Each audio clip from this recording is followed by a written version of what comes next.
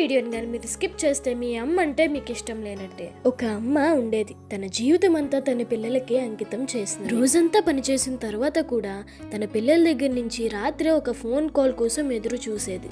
కానీ పిల్లలు చెప్పేది ఒకటే, అమ్మ ఇప్పుడు నేను బిజీగా ఉన్నాను. పాప మా అమ్మ అదే మాట రోజు ఉంటుంది. ఆ రోజు రాత్రి అమ్మ ఫోన్ చేసింది.